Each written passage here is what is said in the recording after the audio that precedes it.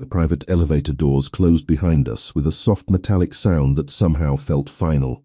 I stood beside Sebastian Romano inside the underground garage beneath the hotel while cold early morning air drifted through the concrete structure, carrying traces of rain and gasoline. Manhattan was waking up above us. Somewhere beyond the walls, traffic had already started moving through wet streets beneath pale grey skies, but down here everything still felt trapped inside the night we had just survived.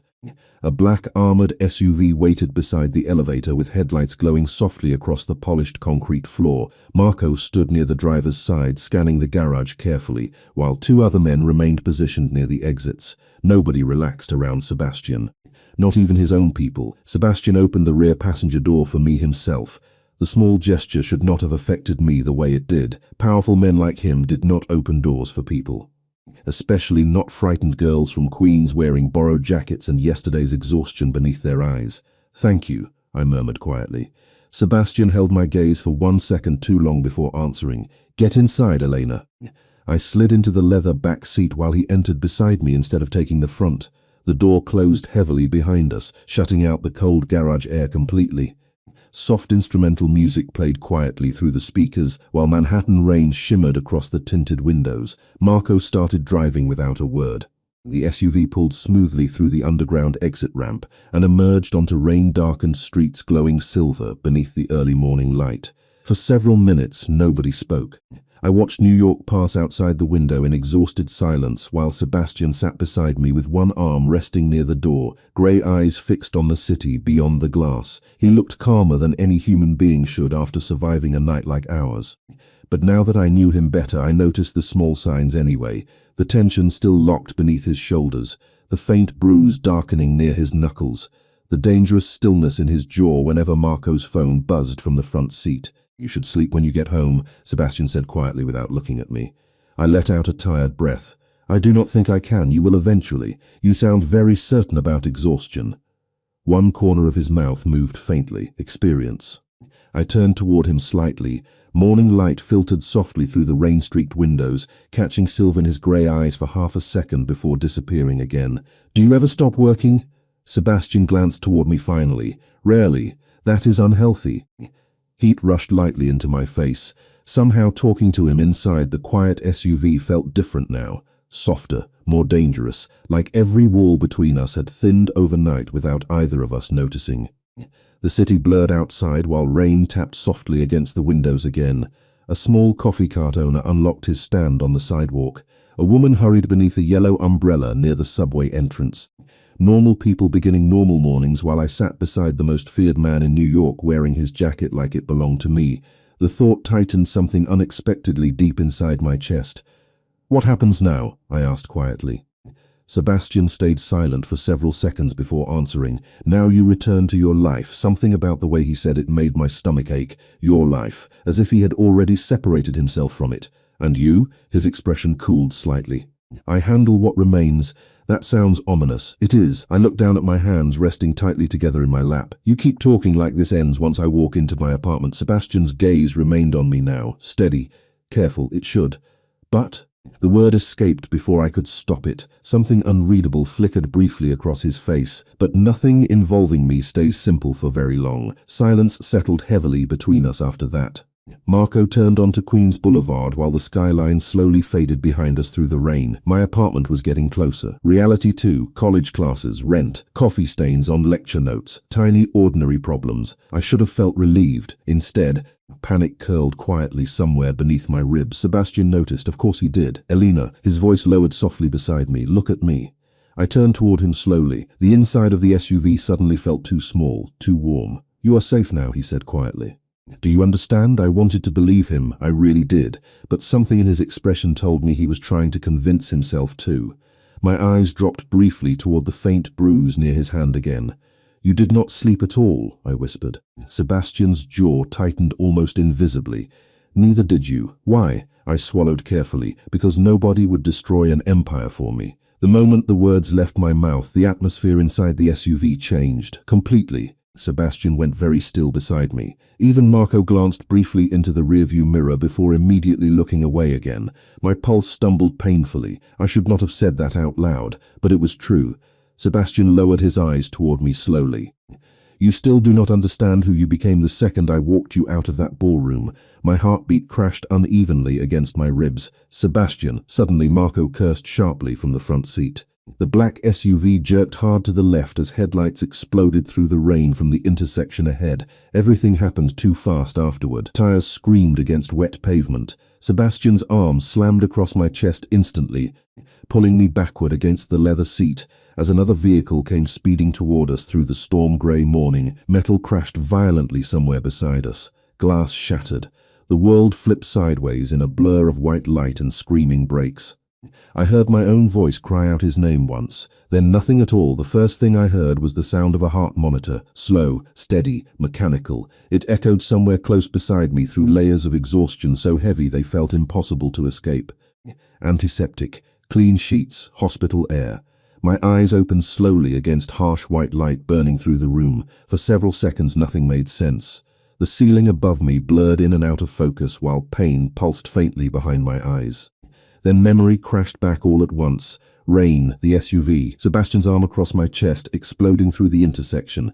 My breath caught sharply as I pushed myself upright too fast. Easy. Marco's voice came from somewhere near the window. Hospital room. Private. Expensive. Floor-to-ceiling windows overlooking Manhattan beneath pale grey morning skies, security guards visible through the glass doors outside the room. And beside the hospital bed nearest the window sat Sebastian Romano, completely motionless beneath white sheets and soft monitor lights. My entire body went cold. Sebastian. The word barely left my throat before I was already moving toward him. My legs shook hard beneath me. I realized vaguely that I was still wearing his black jacket over borrowed hospital scrubs. Someone must have changed my clothes while I was unconscious. None of it mattered. Sebastian lay perfectly still against the pillows with faint bruising shadowed near his temple and one arm wrapped in white bandages beneath the blanket. The sight of him unmoving terrified me more than the crash itself. "He is alive," Marco said quietly behind me. "The doctors expect him to recover." I swallowed hard but could not stop staring at Sebastian's face. Even unconscious, he still looked controlled somehow, like his body had simply paused instead of surrendered. Grey morning light washed across the sharp lines of his jaw while the monitor beside him continued its steady rhythm. Alive, thank God. My knees weakened suddenly with relief so sharp it almost hurt. "How long?" I whispered. "About 6 hours since the crash." Marco stepped closer carefully. "You were unconscious too." I barely heard him. My eyes remained fixed on Sebastian's still hand resting above the blanket. "What happened?" Marco's expression hardened immediately. "Someone knew your route home." Fear slid coldly through my chest again. His jaw tightened faintly. "Or someone inside our own organization." I looked toward him sharply. "You think there is a traitor?" "I think nobody reaches Sebastian's convoy without information."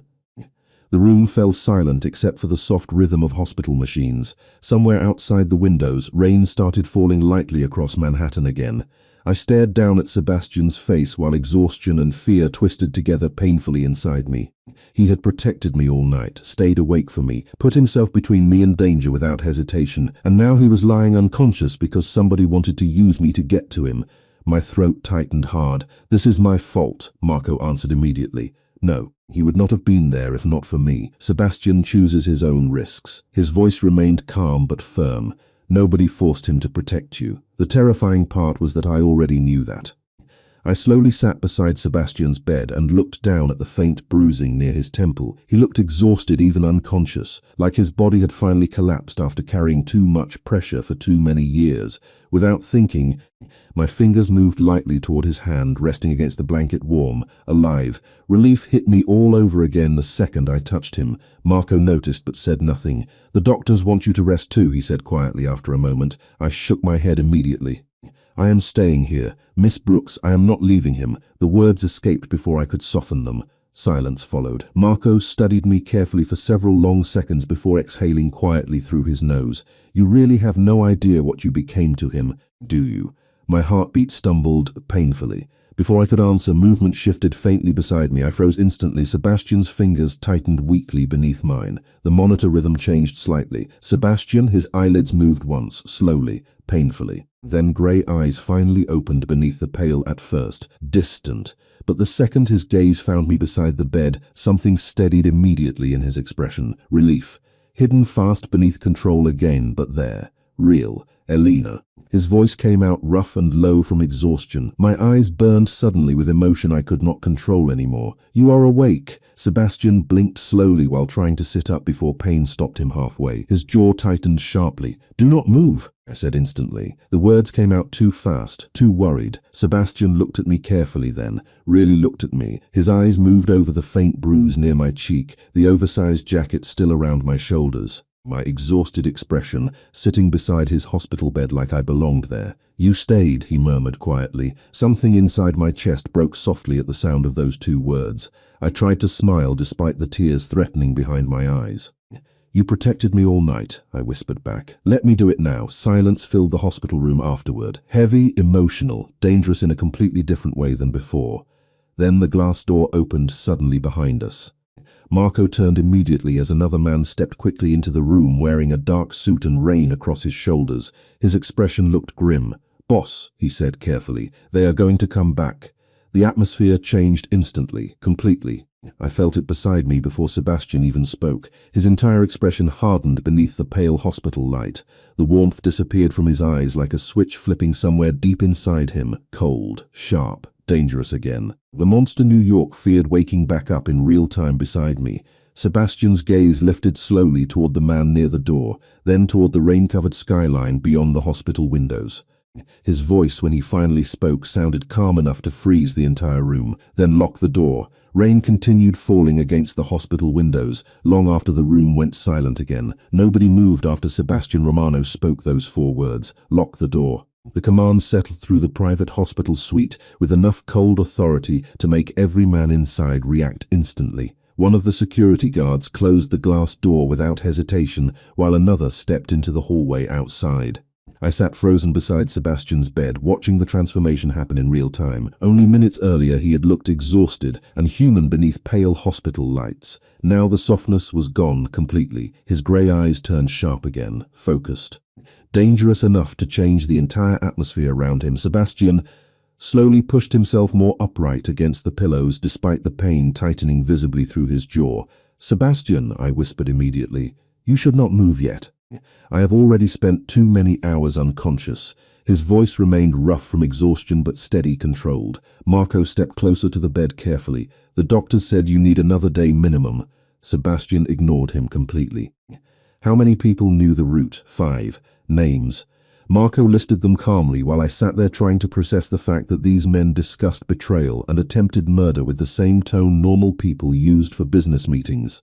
Sebastian listened without interrupting once, but I noticed his fingers tighten faintly against the hospital blanket each time another name was spoken. And Petrov? Sebastian asked quietly afterward. Quiet since the crash. One dark eyebrow lifted slightly. Too quiet, Marco nodded once. Exactly. Silence settled again while rain streaked silver down the giant windows overlooking Manhattan. Somewhere below us, ambulances moved through wet streets, while ordinary people continued ordinary mornings completely unaware that a war was slowly unfolding inside a luxury hospital suite above the city. I suddenly realized how far my life had drifted from normal in less than 24 hours. Sebastian finally looked toward me again after several minutes of tense conversation with his men. His expression softened slightly, barely noticeable unless someone knew where to look. I hated that I was already learning the difference. You should go home now, Elena. The words hit unexpectedly hard. No. Marco glanced briefly toward me in surprise. Sebastian's eyes narrowed faintly. No? You heard me. Exhaustion sharpened my voice before fear could soften it. Someone tried to kill you 6 hours ago. I am not leaving. The room became painfully quiet.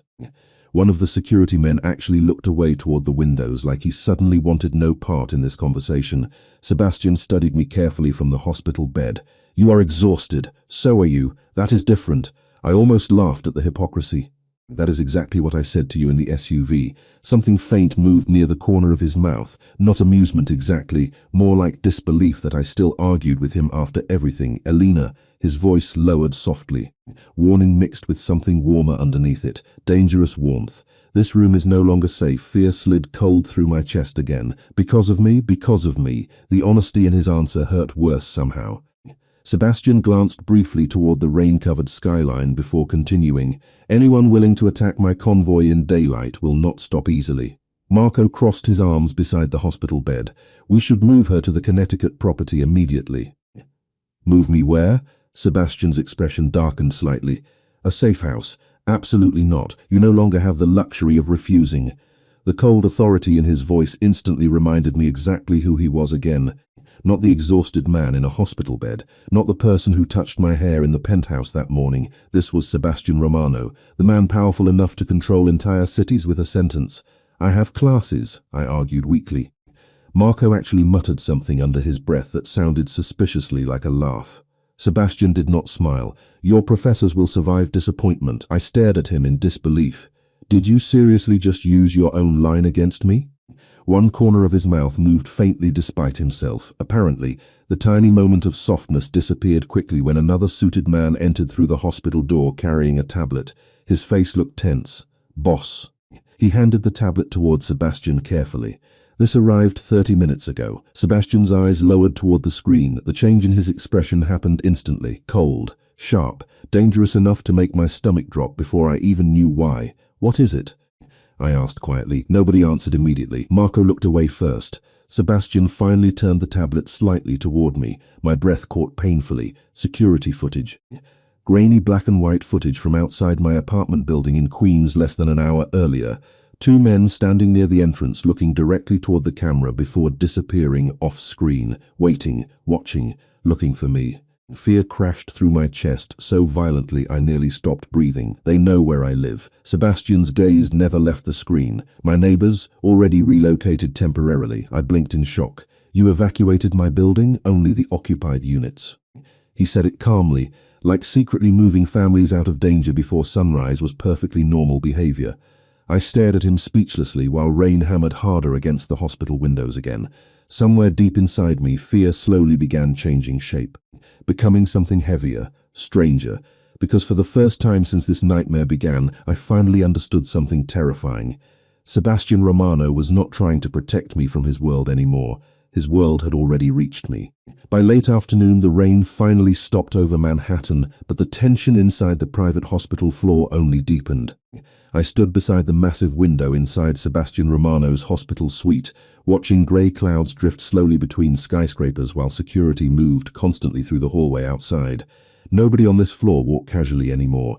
Every voice stayed low, every movement looked calculated. Fear had settled into the building itself like invisible smoke. Behind me, Sebastian sat upright against the hospital bed in a black dress shirt someone had brought from the penthouse, despite the bandages still visible beneath the open collar near his shoulder.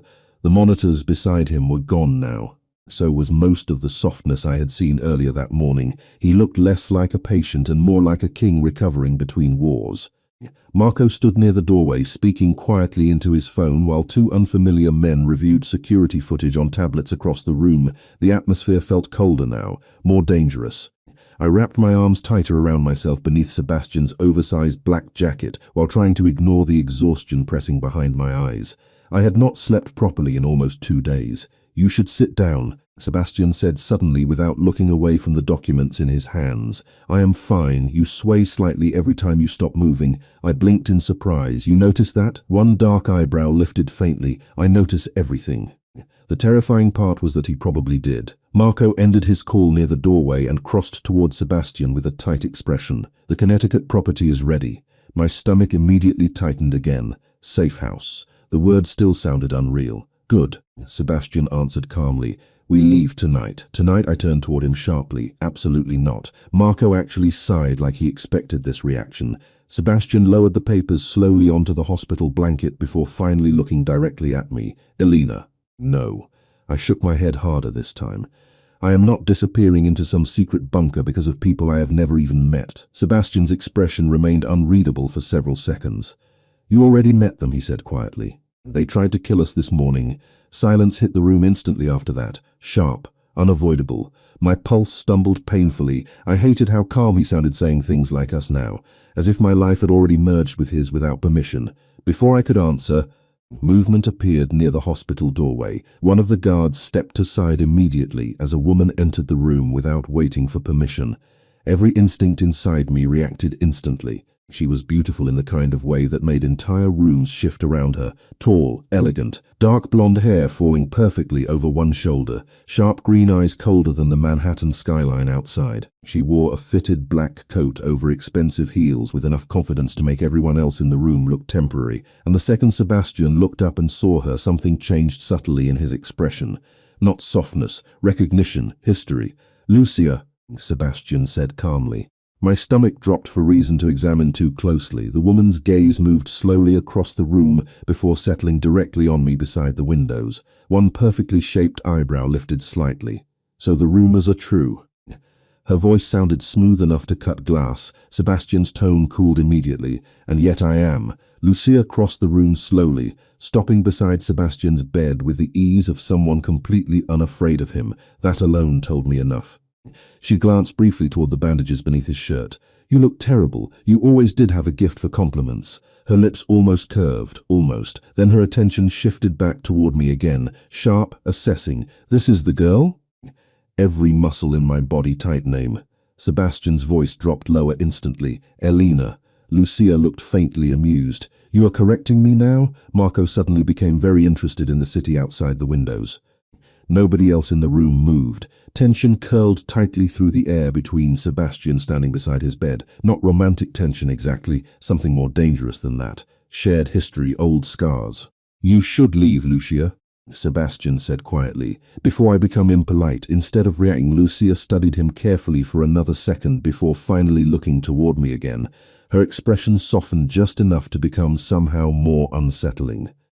"You really do not understand what you walked into, do you?" My throat tightened. "I am starting to." A faint laugh escaped her. Not warm, not cruel, just tired somehow. "No, sweetheart?" Her eyes flicked briefly toward Sebastian before returning to me.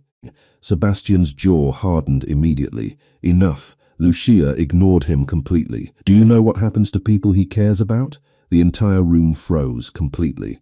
My pulse crashed unevenly against my ribs while Sebastian's expression turned cold enough to drain warmth from the hospital suite. "Lucia," her name in his voice sounded like a warning dragged across broken glass. But she kept looking directly at me. "They become targets."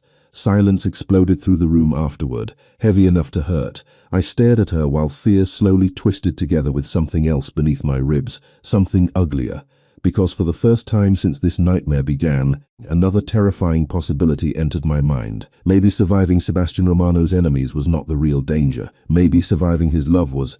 Lucia's words stayed inside the room long after she stopped speaking. They become targets. Silence pressed heavily against the hospital walls while rainwater slid slowly down the windows overlooking Manhattan. Nobody moved. Nobody even pretended to breathe normally anymore. I stood frozen beside the glass with Sebastian Romano's oversized jacket wrapped around my shoulders while his grey eyes remained locked on Lucia with enough coldness to freeze the entire floor. "Leave," Sebastian said quietly. The softness in his voice made the command even more dangerous. Lucia studied him for another second before finally exhaling through her nose. "You always do this." Her tone shifted slightly now, less sharp, more tired. "You pretend emotions are weaknesses right until they become impossible to hide." Sebastian's jaw hardened visibly. "This conversation is over." "No." Lucia crossed her arms slowly over her black coat. "This conversation started the second someone hit your convoy in broad daylight." Marco stepped forward carefully. "Lucia." She ignored him too. Her green eyes flicked toward me once more. "Do you know what the problem is with men like Sebastian?" I swallowed carefully but said nothing. "They think protecting someone means controlling every danger around them." A faint, bitter smile touched her mouth, but eventually the danger starts coming from inside the walls. The atmosphere inside the suite shifted instantly. Marco's expression tightened. Sebastian went completely still beneath the hospital lights, and suddenly I understood something important. Lucia was not talking about Petrov anymore. She was talking about betrayal. Inside the organization, Sebastian's world. "Enough," Sebastian repeated. Lucia finally looked directly at him again. "You already know I am right." Silence followed. Dangerous silence. Then Sebastian leaned back slightly against the hospital pillows, with one hand resting carefully near the bandages beneath his shirt. For the first time all afternoon, exhaustion cracked visibly through his control, just for a second. "Who?" he asked quietly. Lucia's expression changed immediately, smaller somehow. I do not know yet. Sebastian's eyes narrowed faintly. That is not an answer. It is the only one I have. Marco exchanged a brief look with the men near the doorway before turning back towards Sebastian. The convoy route only existed inside the inner circle. My stomach tightened immediately. Inner circle. The people closest to him, the ones he trusted. Lucia glanced toward me again before speaking softly. That is why she should disappear tonight. Something inside my chest twisted painfully at the way she looked at me, not cruelly, almost sympathetically, like she already knew how stories like this ended. Sebastian's voice lowered another degree. Elena is not part of this discussion. Lucia's gaze sharpened instantly. That is exactly the problem. The room froze again. I looked between them carefully while realization slowly crept through me. Lucia knew Sebastian in ways I did not just his power, his patterns, his weaknesses, maybe even the version of him before the coldness hardened permanently into his bones, and for some reason that thought hurt more than it should have. Who is she? I asked quietly before I could stop myself. Marco immediately looked away again. Sebastian's expression darkened slightly. Lucia answered first. Someone who survived him. My heartbeat stumbled painfully. Sebastian's voice cut sharply through the room. Lucia. But she kept looking directly at me. You think he looks dangerous now? Her faint smile disappeared completely. You should have seen him before he learned restraint. The silence afterward felt heavier than before. Sebastian finally pushed himself carefully to his feet beside the hospital bed despite Marco immediately stepping forward in protest. Sit down, Marco warned quietly. Sebastian ignored him completely. Even injured, he carried enough presence to change the entire atmosphere around him instantly. Tall, controlled, dangerous in ways that had nothing to do with physical strength anymore. Lucia watched him approach with unreadable eyes. You should not be standing. You should not be here. They stood facing each other only a few feet apart while rain darkened the city behind them. Shared history hung between them like invisible scars. Then Sebastian spoke quietly enough that only people inside the room could hear. Tell me what frightened you enough to walk back into my life. Lucia's expression finally cracked, barely, but I saw it. Fear, real fear. Someone inside your organization is feeding information directly to Petrov, she said softly. And I think they have been doing it for months. My stomach dropped. Marco swore under his breath near the doorway. Sebastian did not react visibly at all. Somehow that frightened me most. Names, he said calmly. Lucia shook her head once. Not yet. Then why come here? Her eyes flicked briefly toward me before returning to Sebastian again. Because the second they realized you care about someone. Her voice softened slightly. Everything changed. Silence swallowed the room whole. I looked at Sebastian instinctively then, really looked at him, at the exhaustion hidden beneath his composure, the bruises shadowing beneath his collar, the dangerous loneliness sitting behind his grey eyes. Suddenly Lucia's warning from earlier returned harder than before. Maybe surviving Sebastian's enemies was not the real danger. Maybe becoming important to him was. Because every person inside this room already understood something I was only beginning to realize. Sebastian Romano would burn entire cities before letting anyone hurt me now. And that kind of love never ended peacefully. The hospital felt colder after Lucia left. Evening shadows stretched slowly across the private suite, alive beyond the rain-streaked windows, one building at a time. Nobody inside the room relaxed anymore. Not Marco, not the guards outside the door, not even Sebastian Romano, especially not Sebastian Romano. I sat curled quietly near the far end of the leather sofa, beneath the oversized black jacket still wrapped around my shoulders, while the men around Sebastian continued speaking in low, controlled voices about routes, names, security leaks, and people I had never heard of before. The deeper I listened, the more unreal my life started feeling. Less than 48 hours ago, my biggest problem had been paying tuition on time. Now I sat inside a guarded hospital suite, listening to powerful men discuss betrayal inside a Mafia empire, while the most dangerous man in New York occasionally glanced toward me like he needed visual confirmation I was still there. The terrifying part was that every time he did, my pulse still reacted. Nobody outside the inner circle should have known about the transfer route, Marco said quietly near the window, which means somebody close is feeding information directly to Petrov.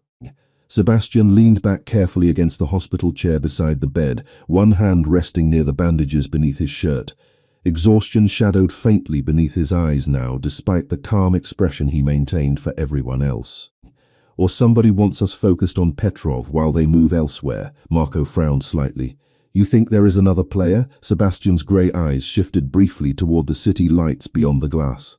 I think coincidence stopped existing the second my convoy got hit, after leaving a secured hospital. Silence followed, heavy, calculated. One of the men near the doorway finally left the room after receiving another call, while Marco rubbed a tired hand across his jaw. I will increase security at the Connecticut property. Sebastian nodded once. Nobody enters without my approval. Understood. The conversation should have frightened me more than it already did. Instead, something stranger kept growing beneath my fear now. Awareness. I was beginning to understand the rhythm of Sebastian's world. The silence before decisions, the constant tension, the way everyone watched him before moving, the way entire rooms shifted around his moods without him raising his voice once. Power lived differently around people like him. Colder, more permanent. Marco finally glanced toward me sitting silently on the sofa. You should try to sleep for a few hours before we leave. I shook my head immediately. I am not tired. Sebastian looked directly at me then with enough disbelief to almost feel insulting. Elena, I said I am fine. You nearly collapsed walking to the bathroom an hour ago. Heat rushed instantly into my face. Marco actually looked away to hide a reaction that suspiciously resembled amusement. You do not have to announce my embarrassing moments to the room, I muttered. One corner of Sebastian's mouth moved faintly despite the tension surrounding him. Then stop pretending you are indestructible. Something about the word pretending hit unexpectedly hard. Because he was right. I was terrified, exhausted, completely out of my depth. But every time someone suggested separating me from Sebastian now, panic rose inside me fast enough to drown logic completely, and I did not know what that said about me anymore. Marco's phone buzzed suddenly. His expression hardened almost immediately after checking the screen. I need to handle something downstairs. Sebastian nodded once. Marco hesitated briefly before leaving the suite with another guard beside him. The moment the door closed, silence swallowed the room again. Just me and Sebastian now beneath soft hospital lights and distant thunder rolling somewhere beyond Manhattan. Neither of us spoke at first. I watched rain streak slowly down the windows while exhaustion settled heavier inside my bones. Then Sebastian's voice finally broke the silence quietly. Lucia frightened you. It was not a question. I looked down at my hands. She warned me. Lucia warns everyone, maybe for good reason. Sebastian studied me carefully from across the room. You think she is right? The answer should have been easy. But instead I remembered the way he shielded me inside the SUV before the crash. The way his hands searched for mine even half-conscious in the hospital bed. The terrifying coldness in his voice every time someone mentioned danger near me. Slowly I looked back up at him. I think people matter to you more than you admit. Something unreadable flickered briefly across his face, gone too quickly to fully understand. That is dangerous in my world. Maybe, I swallowed carefully, but pretending you do not care seems dangerous too. Sebastian went very still after that. The city lights reflected silver through his grey eyes while silence stretched heavily between us again. Then, very softly, he asked the question I was not prepared for. And what exactly do you think I feel for you, Elena? My heartbeat crashed instantly against my ribs. The room suddenly felt too warm, too quiet, too small. I opened my mouth once before realizing I had no safe answer. Because somewhere between the ballroom, the penthouse, the hospital, and the crash, something impossible had started happening between us. Something neither of us fully understood anymore. Sebastian watched me struggle for words without looking away once. Then his expression shifted slightly the moment footsteps appeared outside hospital suite again. The softness vanished, control returning instantly. The door opened seconds later and Marco stepped back into tension written clearly across his face. "Boss," he said carefully, "we found the leak." Every muscle in Sebastian's body tightened at once. "Who?" Marco hesitated just long enough to make the room colder. "Someone you trust." The room felt completely silent after Marco spoke those 4 words. Someone you trust. Manhattan glowed outside the hospital windows beneath sheets of cold rain while nobody inside the suite moved for several long seconds. I watched Sebastian Romano carefully from across the room and realized something unsettling. He did not look angry. He looked disappointed. Somehow that felt worse. "Who?" Sebastian asked quietly. Marco hesitated once before answering. "Dante Ricci." My breath caught instantly. Even I recognized the name now. Dante had been mentioned constantly over the last day. Trusted advisor. Childhood friend. One of the few men allowed inside Sebastian's inner circle without question. Marco's jaw tightened. Financial records show encrypted transfers connected to Petrov's network. Sebastian said nothing, absolutely nothing. He just stood there beneath the pale hospital lights, with one hand resting near the bandages beneath his shirt, while rain streaked slowly behind him across the Manhattan skyline. The silence lasted so long it became painful. "Boss," Marco said carefully. "We still do not know how deep this goes." Sebastian finally looked up slowly, grey eyes completely unreadable now. "Where is Dante?" "Missing since noon." Marco swallowed once before continuing. "His apartment is empty." Something cold settled through the room.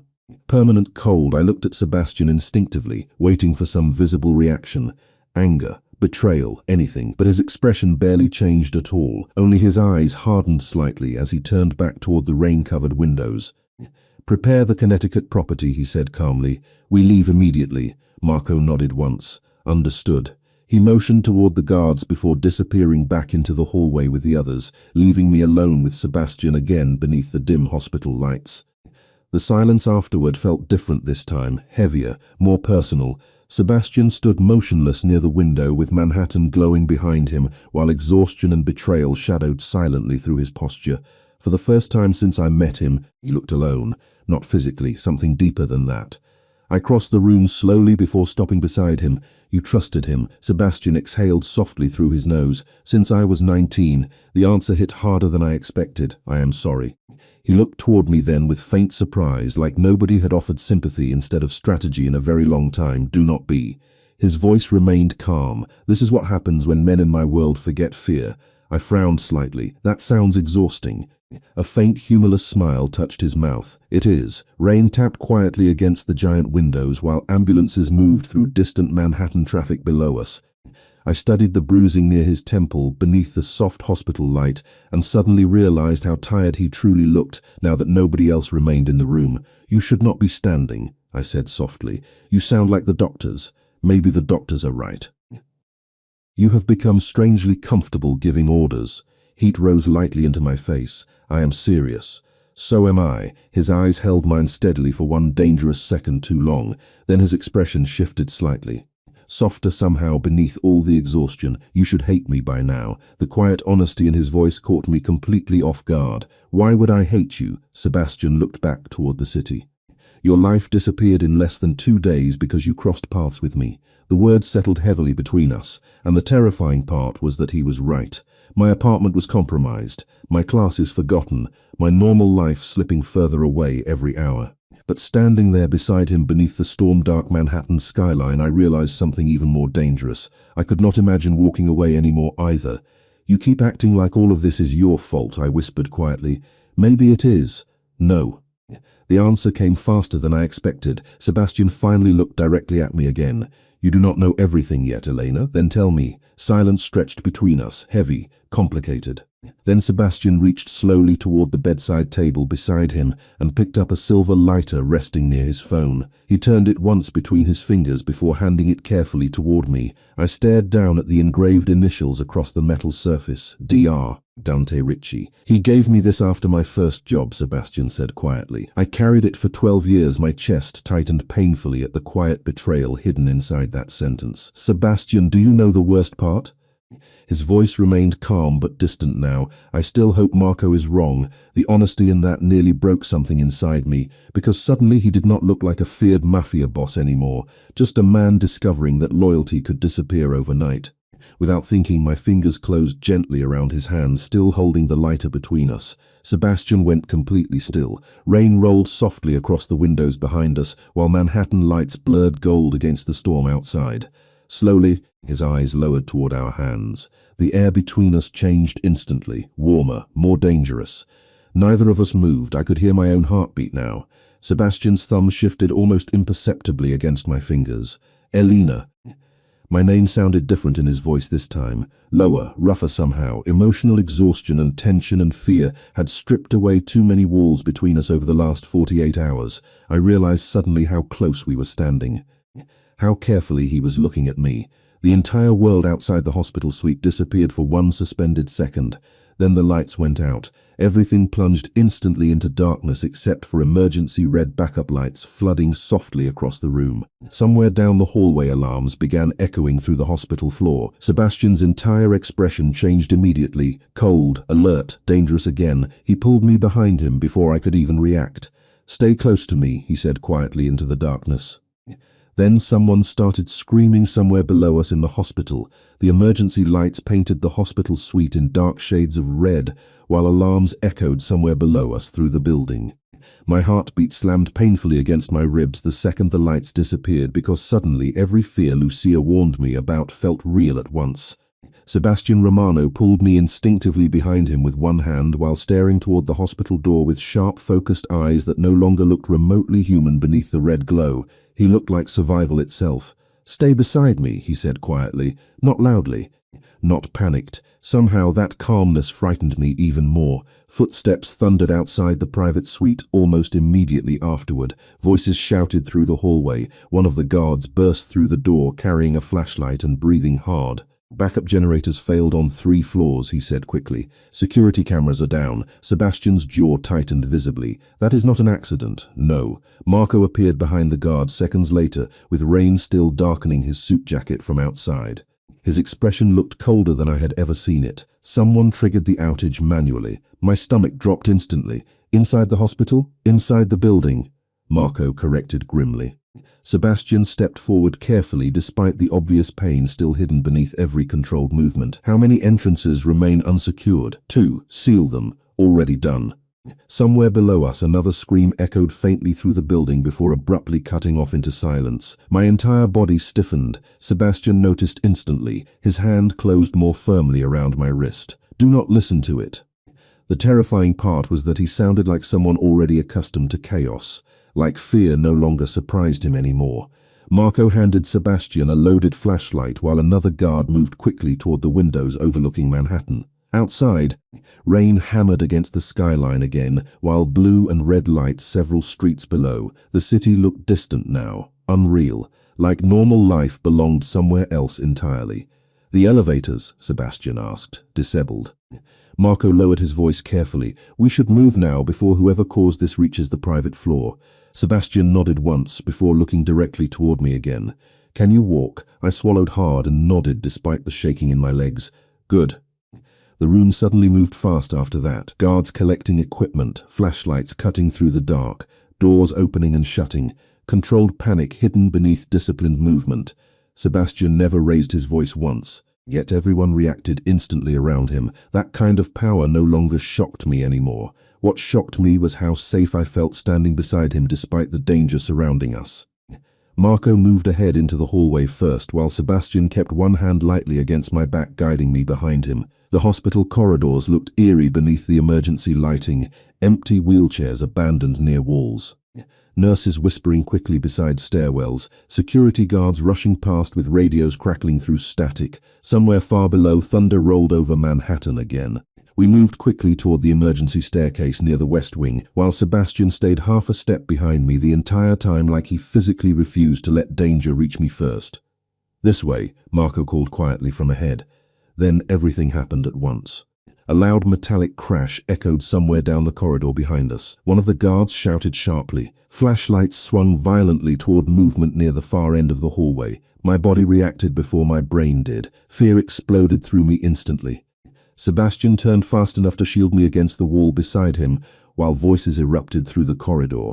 I could not even see clearly anymore. Just shadows, flashlights, the terrifying sound of men running through the darkness toward us. Sebastian's arm locked protectively around my shoulders. "Elena," his voice cut through the panic immediately. "Calm, steady, look at me." I forced myself to focus on him instead of the chaos exploding nearby. Grey eyes, sharp jawline, rainwater still darkening his black shirt collar beneath the emergency lights. Somehow he remained terrifyingly composed while the world around us fell apart. "Breathe," he ordered softly. I realized suddenly my hands were shaking uncontrollably. "I am trying." Sebastian glanced briefly toward the hallway again before his expression changed instantly. The coldness vanished just enough for me to see the concern underneath it. Real concern. "You are safe," he said quietly. "Do you trust me?" The question hit harder than it should have, because despite everything happening around us, the answer came immediately. Yes, something shifted in his expression at that, almost painful. Then Marco's voice echoed sharply down the hallway. "Move now." Sebastian pulled me forward again immediately toward the emergency staircase while guards closed around us protectively. The stairwell smelled like concrete and cold rain drifting through somewhere below. We moved downward quickly through dim red emergency lighting while distant alarms continued echoing through the hospital building. My breathing finally steadied slightly after several flights. Then Sebastian suddenly stopped moving beside me. "What?" Marco asked quietly from below. Sebastian's expression darkened dangerously.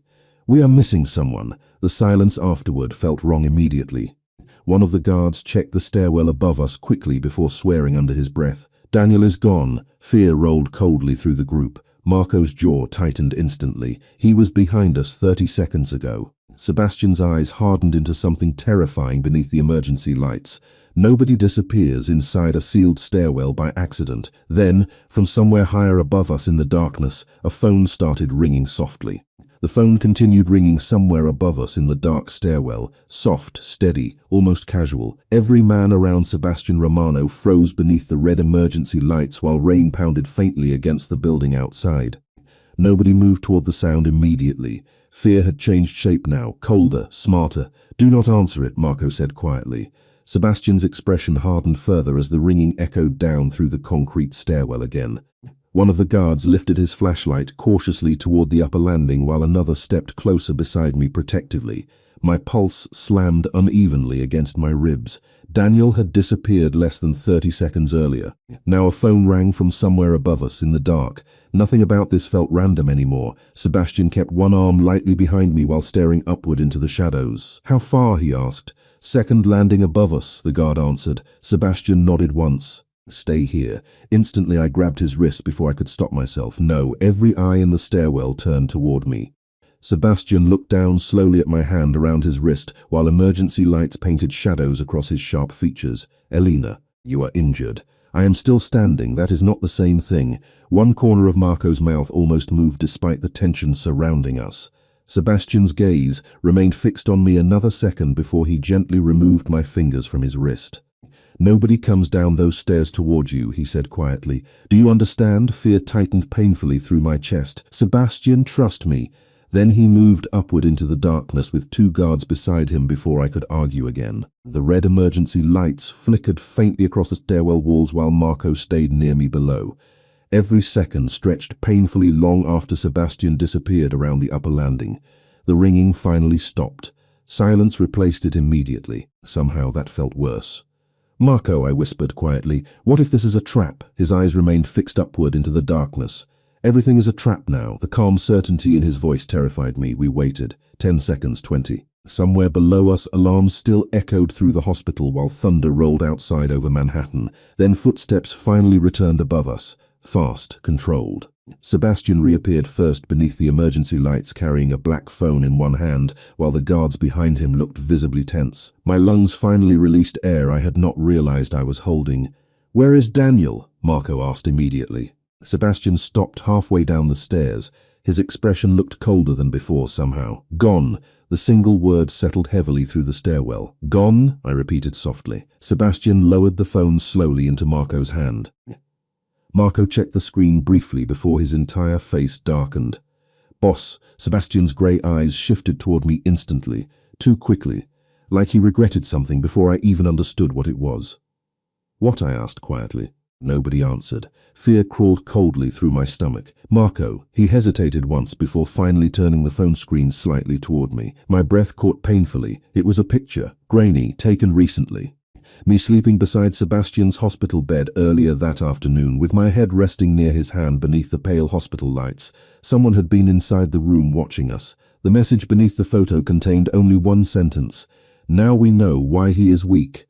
The stairwell suddenly felt too cold to breathe inside. Sebastian took one step downward immediately toward me. "Elena." I backed away before realizing I was doing it. Not because I feared him, because suddenly Lucia's warning returned louder than ever inside my head. "They become targets."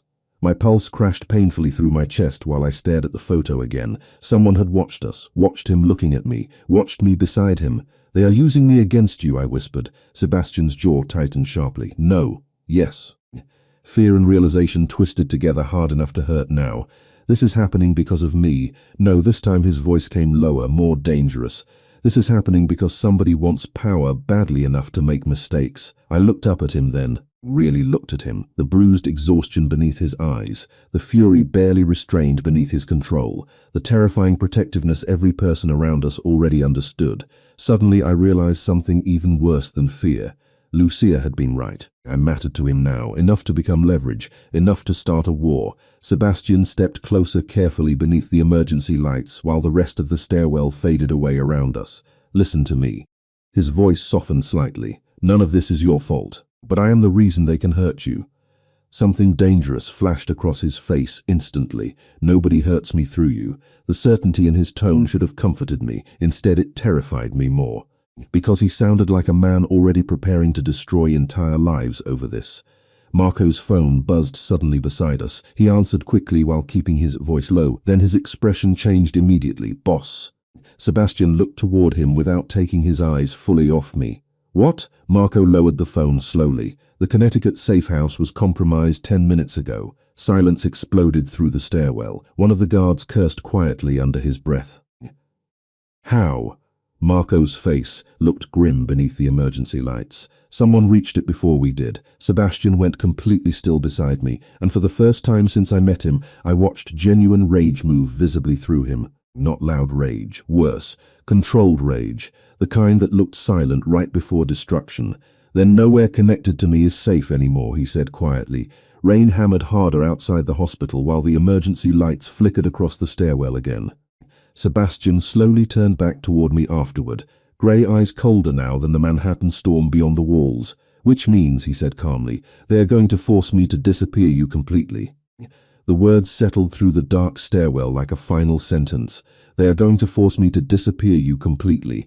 Rain hammered against the hospital somewhere above us while red emergency lights flickered faintly across concrete walls and exhausted faces. Every guard around Sebastian Romano understood exactly what he meant, immediate, not completely. But the cold certainty in his voice terrified me anyway. "Disappear me?" I repeated quietly. Sebastian's grey eyes remained fixed on me beneath the emergency lighting. New identity, new location, no digital footprint.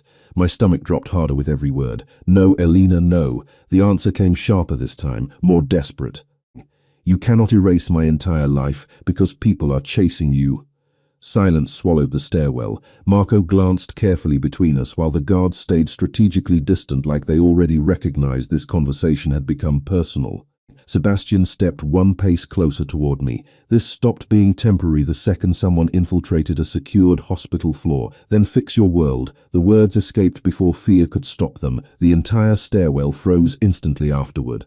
I realized what I had just said the second Sebastian's expression changed, not anger, worse, hurt hidden beneath control. "You think I am the problem," he said quietly. My chest tightened painfully. "That is not what I meant. Is it not?" His voice remained calm enough to make every syllable heavier. Rain rolled somewhere above us while distant alarms continued echoing faintly through the building. I stared at him beneath the red emergency lights, and suddenly everything inside me twisted together at once. Fear, exhaustion, anger, confusion, because every hour spent near Sebastian pulled me deeper into a world that no longer made sense. Men disappeared inside stairwells. Safe houses became targets before we even reached them. People watched me sleep beside his hospital bed, and somehow the worst part was that despite all of it, I still felt safer beside him than anywhere else. That realization frightened me most. "I did not ask for this," I whispered. Sebastian's jaw tightened visibly. "Neither did I, but this is normal for you." The second the words left my mouth, regret hit me immediately. Sebastian went completely still beneath the emergency lights. "Nothing about this is normal." His voice lowered quietly. "Not even for me." Marco finally stepped forward carefully. "Boss, we need to move before the generators fail again." Sebastian ignored him completely. His eyes never left mine. "You think I wanted this life for you?" Something in his expression cracked then, barely visible. Exhaustion finally slipping through the armor he wore around everyone else. You think I wanted your name connected to mine? Silence filled the stairwell again, heavy, suffocating, because suddenly I understood something painful. Sebastian was afraid too, not for himself, for me, and somehow that made everything worse. I cannot breathe inside your world anymore, I admitted softly. The honesties landed between us like shattered glass. Sebastian looked at me for several long seconds afterward without speaking. Then slowly, almost invisibly, he nodded once. Like he already knew this moment would come eventually. I know. The softness in his answer nearly broke me completely. Marco looked away instantly while the guards shifted uncomfortably further down the stairs, pretending not to hear any of this. Rain thundered against the hospital harder now. Somewhere above us another alarm started blaring through the building. Sebastian finally stepped backward first, control sliding slowly back over him again like armor rebuilding itself in real time. Marco will take you somewhere safe tonight. My pulse stumbled painfully. What about you? I have things to handle. The coldness, returning to his voice, terrified me immediately because I knew exactly what it meant now. Sebastian Romano was about to become dangerous again. Not protective, not vulnerable. Dangerous. Sebastian. He looked toward me one last time beneath the flickering red lights. You were right about one thing. His expression remained unreadable. My throat tightened painfully. Then leave it. A faint sad smile touched his mouth for half a second. Gone almost instantly. Men like me do not leave worlds like this alive. Before I could answer, his phone buzzed sharply in the silence. Marco checked the screen first and swore quietly under his breath. Boss. Sebastian took the phone immediately. His expression darkened further while reading whatever appeared there. What happened? Marco asked carefully. Sebastian lowered the phone slowly afterward, grey eyes colder now than I had ever seen them. Petrov just released the hospital footage online. Fear crawled instantly through my chest. What footage? Sebastian looked directly at me. You beside my hospital bed. The stairwell suddenly felt too small to breathe inside. My mind raced instantly toward the consequences, my face online, me connected publicly to Sebastian Romano, every enemy he had now knowing exactly who I was. Sebastian watched the realization hit me in real time. Elena, but panic already crashed too hard through my chest now. I backed away, instinctively down another stair, then another. I cannot do this. You are not alone. That is exactly the problem. The words shattered out before I could stop them. Silence exploded afterward. Real pain flickered visibly across Sebastian's face, this time before control buried it again completely. I hated myself immediately for causing it, but fear was stronger now. Fear and exhaustion and the horrifying understanding that my old life no longer existed anywhere outside this stairwell. Sebastian finally spoke again after several endless seconds. Quiet, controlled, devastatingly calm. Go with Marco. I stared at him helplessly while rain pounded the hospital walls around us. And you? Sebastian's eyes darkened toward something cold enough to freeze the air itself. I am going to remind New York what happens when somebody turns the people I protect into targets. The rain finally stopped sometime after midnight, but Manhattan still looked drowned beneath silver streetlights and cold reflections when Marco drove me across the city in complete silence. I sat in the back seat of the black SUV, wrapped inside Sebastian Romano's jacket, while exhaustion hollowed out everything inside me. The city outside the tinted windows barely looked familiar anymore. Every passing car felt threatening. Every stranger on the sidewalk looked dangerous. My face was online now beside Sebastian's hospital bed for the entire city to see. I no longer belonged to my old life. The terrifying part was that somewhere beneath the fear, grief hurt worse. Because when I walked away from Sebastian in that stairwell, something inside his expression changed permanently. Not anger, acceptance, like he finally believed I would leave him too. Marco drove for almost 40 minutes before the SUV finally turned into a quiet neighborhood in Brooklyn, lined with old brick buildings and dark storefronts closed for the night. This was not a safe house. It looked ordinary. Too ordinary. Where are we? I asked quietly. Somewhere nobody connected to Sebastian would expect. Marco parked beneath a broken street lamp before turning slightly toward me for the first time during the drive. Exhaustion shadowed heavily beneath his eyes too. You stay here tonight. I frowned immediately. An old apartment building owned under another name. He handed me a small silver key, 3rd floor. I stared down at the key resting in my hand. And Sebastian? Marco looked away briefly toward the rain-dark streets outside before answering. Working. Something cold moved through my stomach at the word, because I knew exactly what kind of work happened after someone threatened Sebastian Romano. He looked angry. Marco let out a humorless breath. No, you have not seen Sebastian angry yet. Silence filled the SUV afterward. Heavy, uncomfortable. Then Marco suddenly spoke again before I could open the door. You look at him differently now. The statement caught me off guard instantly. What? Marco leaned back slightly against the driver's seat. At the gala you looked terrified of him. His eyes shifted toward me briefly in the mirror. Now you look terrified for him. My throat tightened painfully. I stared down at the silver key in my hand while the truth settled quietly through me, because somewhere between hiding beneath that ballroom table and standing inside a dark hospital stairwell, my fear of Sebastian had changed into something infinitely more dangerous. That is a problem, Marco said softly. I looked up slowly. Why? For the first time since I met him, Marco's expression actually looked sad. Because men like Sebastian do not survive love. The words landed harder than anything Lucia said earlier that night. Silence swallowed the SUV completely afterward. Marco finally opened his door first before stepping out into the cold Brooklyn night. I followed slowly behind him while distant thunder rolled somewhere far above the city. The apartment building looked old but clean beneath flickering hallway lights. Personally, before unlocking the third-floor apartment, small living room, narrow kitchen, quiet, safe, ordinary, the complete opposite of Sebastian's world. There is food in the refrigerator, Marco said quietly while checking the windows automatically out of habit. The bedroom locks from inside. I wrapped my arms tighter around the black jacket still hanging from my shoulders. You really think somebody will find me here? Marco looked directly at me. I think Sebastian would rather burn the city down than risk another hospital. Fear and warmth twisted painfully together inside my chest. Marco, he paused near the doorway. What? I swallowed carefully. How long him? 15 years. Has he ever? My voice faltered slightly before I forced the question out anyway. Has he ever cared about someone like this before? Marco went very still near the apartment door. Then slowly, he shook his head once. No, my heartbeat stumbled unevenly. Marco studied me carefully afterward. That is what scares everyone. Before I could answer, his phone buzzed sharply inside the apartment silence. He checked the screen immediately. His expression changed at once. Cold, alert, I asked quietly. Marco looked toward me slowly. Dante Ricci was found. My stomach tightened instantly. Alive? Marco hesitated once too long, barely. Fear rolled cold through me. Sebastian? Marco slid the phone back into his pocket, already on his way there. I looked toward the rain-dark window instinctively while panic rose hard inside my chest again. Sebastian was injured, exhausted, betrayed. And now chasing a man he once trusted like family through the middle of a war that was slowly swallowing everyone around him. Marco moved toward the apartment door again before stopping one final time. Lock every door behind me. Marco. He glanced back once. If something happens to him, my voice broke slightly despite myself. Marco's expression softened almost invisibly.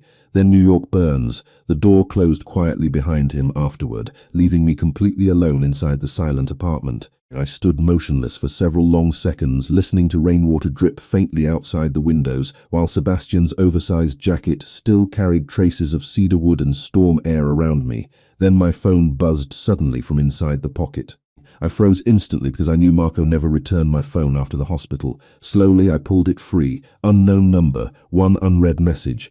My hand started shaking before I even opened it. Then I saw the text. You should ask Sebastian what really happened to your father. The message stayed on my screen for nearly a full minute before I finally remembered how to breathe again. You should ask Sebastian what really happened to your father.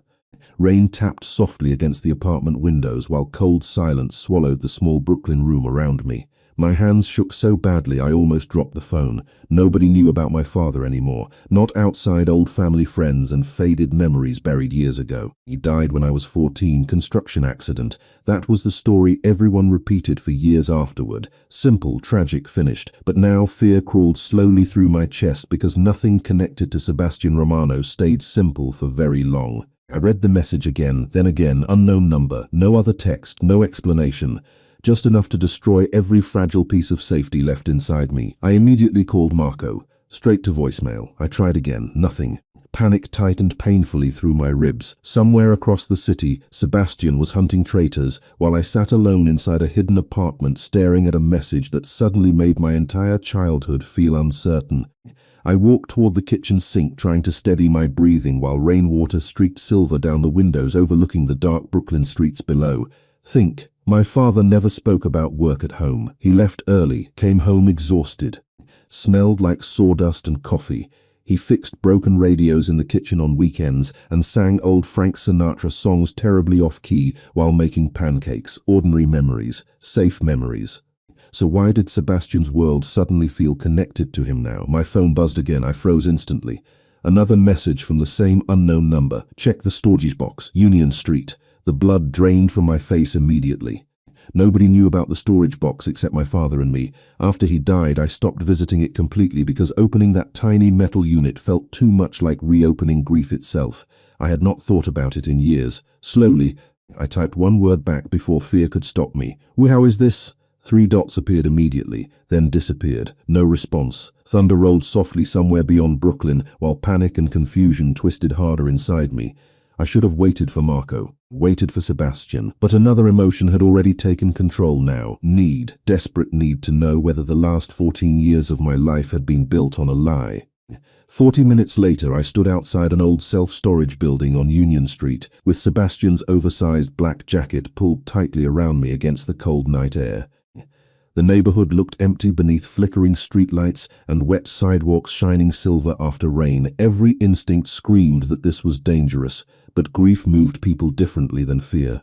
I unlocked the front entrance using the code I somehow still remembered from childhood and stepped inside. The hallway smelled like dust and old concrete. My sneakers echoed softly through rows of metal storage doors while fluorescent lights buzzed faintly overhead. Unit 314 waited near the far corner exactly where I remembered. My hands shook while unlocking it. The metal door rattled upward slowly. Dust filled the air immediately. Old boxes, winter coats, rusted tools. Forgotten pieces of another life. I stared at everything silently while memories crashed painfully through me. Then I saw it, a small black lockbox sitting beneath an old blanket near the back wall. My pulse stumbled hard.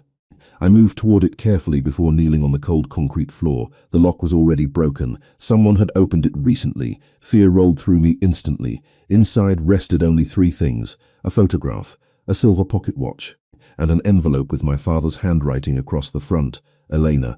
My throat closed painfully. I opened the envelope first with shaking fingers. Inside was a single folded page. If you are reading this, something happened to me sooner than expected. My vision blurred immediately. I forced myself to keep reading. There are people connected to my past who may eventually look for you. If they do, find Sebastian Romano. He owes me his life. The room spun violently around me. I stared at the letter while my heartbeat crashed unevenly against my ribs. Sebastian Romano. My father knew him, no worse. Sebastian owed him. Suddenly dozens of moments replayed differently inside my head. The way Sebastian protected me immediately at the Gala. The impossible intensity behind his eyes from the beginning. The strange guilt hidden beneath his control whenever he looked at me too long. None of this had been coincidence. My breathing turned shallow. Then I looked down at the photograph inside the lockbox, and everything inside me stopped completely. It showed 2 younger men standing beside an old black car sometime in the late 1990s. One was my father, younger, smiling, alive. And beside him stood a younger version of Sebastian Romano, wearing a black leather jacket with one arm slung casually across my father's shoulders like family. My hands started shaking uncontrollably, because suddenly I understood the truth.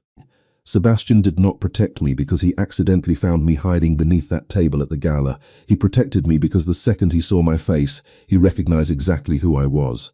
Then footsteps echoed softly somewhere behind me inside the storage building.